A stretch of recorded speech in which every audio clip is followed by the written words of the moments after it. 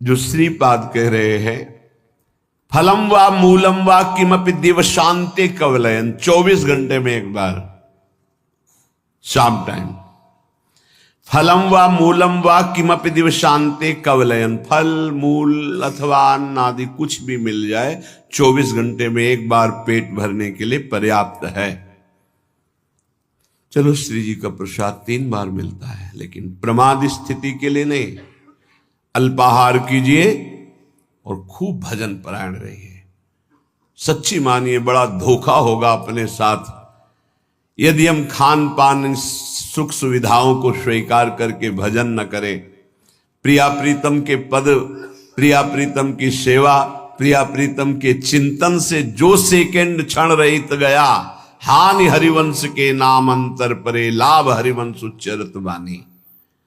तब सुख हरिवंश गुण नाम रसना रटत, और बहुवचन अति दुखदानी। वाणी से निकले तो प्रिया प्रीतम के पद, प्रिया प्रीतम का नाम, प्रिया प्रीतम की बात, नहीं तो और बहुवचन अति दुखदानी। और कुछ बोलोगे फंस जाओगे, माया तुम्हारे चित्त को विक्षेप में डाल देगी। फलम वा मूलम वा किमपि दिवशांते कवलयन। सुन लो, स्थिति से चलना। बोले बंद आज से, अब 10-5 दिन समय के केवल पाएंगे, और शाम के इतना पाएंगे कि सुबह दोपहर शाम अगर तीनों पाते थे उससे ज्यादा तो भी भजन नहीं होगा। ये भी बात समझ लो कि एक बार बैठ गए तो दबा के 3 बार वाला हिसाब पूरा कर लिया, तो अब उसके पचाने में पूरी जीवनी शक्ति लगेगी, भजन में नहीं लगेगी। इस संयम के लिए लिखा है। देखो, जब आपका ब्रह्मचर्य ठीक रहेगा तो ज्यादा मांग अंदर नहीं होती, क्योंकि पर्याप्त शरीर चलाने के लिए महान शक्ति ब्रह्मचर्य का संचय है। तो ज्यादा ये सब खत्म हो जाएगा आगे चल करके। अभी नए अवस्थाएं हैं तो ऐसी भावना हो भी सकती है अच्छे अच्छे पदार्थ खाने की, ऐसा होता है। पर आगे चल करके अगर हृदय से तुम पूछोगे क्या पाना चाहते हो, तो कुछ नहीं, कोई निर्णय ही नहीं निकल पाएगा। जो प्रारब्ध अनुसार भगवत प्रसाद मिल जाए उसे शरीर में डाल लिया। वो बहिर्मुख साधक होता है जिसकी एक रहनी नहीं होती। आज हाथ में करवा है, कल कमंडल है, परसों कुछ नहीं। आज रज लगी हुई है, कल कुछ, ऐसे नहीं। एक रहनी, जीवन भर एक रहनी का पालन करते हैं संत जन। एक रहनी, आपकी रहनी ही आपकी स्थिति का परिचय देती है। चंचल रहनी, आज कुछ कल कुछ, बोल कुछ रहा है, दिखावा कुछ है, आचरण कुछ है, व्यवहार कुछ, ये सब प्रपंच नहीं। बहुत धैर्यपूर्वक एक रहनी में 20 वर्ष चलना चाहिए।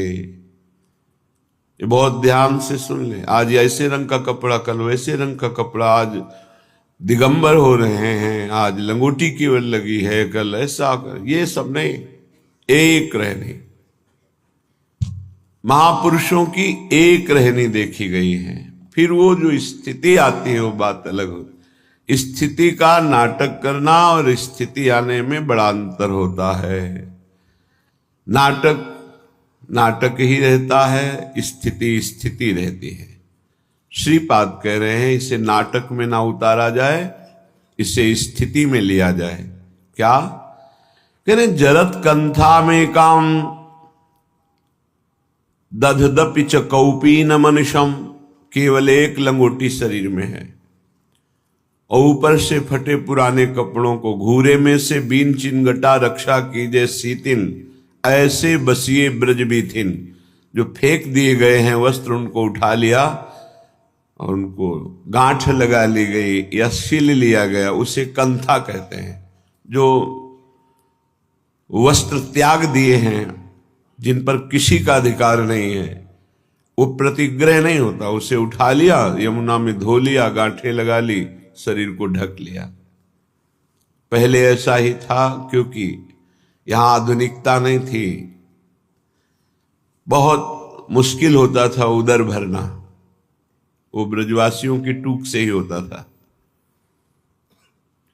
एक शरीर में लंगोटी और जो त्याग दिए गए हैं ऐसे वस्त्रों का संग्रह करके ग्रंथि लगाकर या शिल करके और उसको शरीर में धारण करना। जरत कंथा में काम दधदपि च कौपी न मनुष्यम।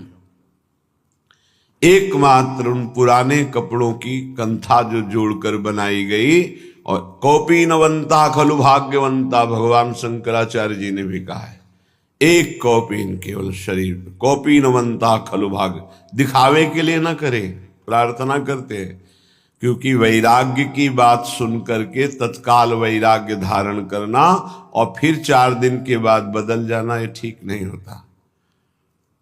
बहुत सोच समझ करके एक रहनी पकड़े, जो गुरु प्रदत्त रहनी है वैसे ही आजीवन निर्वाह करें।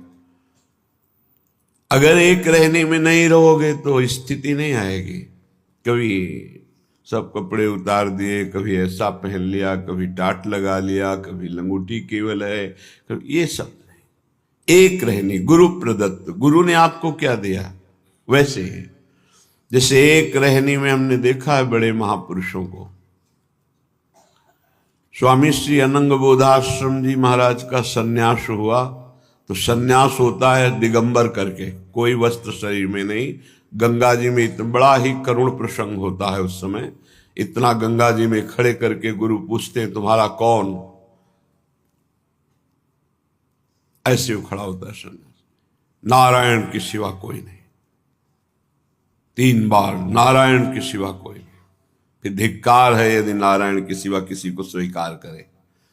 जब 1, 2, 3 बार गुरु के सामने कह दिया भगवान के सिवा कोई नहीं, निकलो बाहर। फिर उनको सन्यास पद्धति, फिर कहते हैं कौपीन। तो उनका गुरु जी एक बार उतरा दिया आपने, अपनी वैष्णव पद्धति में ऐसा नहीं, सन्यास पद्धति में। तो उनका लोक व्यवहार के, वो लोक कहाँ रह गया प्रभु? आपने जब कहा नारायण के सिवा कोई नहीं, तो अब मेरा लोक खत्म हो चुका है। ठीक है, तो चलो आश्रम। प्रभु आश्रम कैसा? सन्यास जब दे दिया तो जहां दिया यही आजीवन निर्वाह करूंगा। तो गंगा की रेती में आजीवन स्वामी अनंग बोधाश्रम जी, आजीवन वैसे ही दिगंबर, प्रकृति का सीधा वार सहना। गंगा जी बढ़ रही तो ऊपर रेती में, गंगा जी घट रही तो रेती में, बस ना बोलना ना मांगना। धन्य है ऐसे महापुरुषों का जीवन।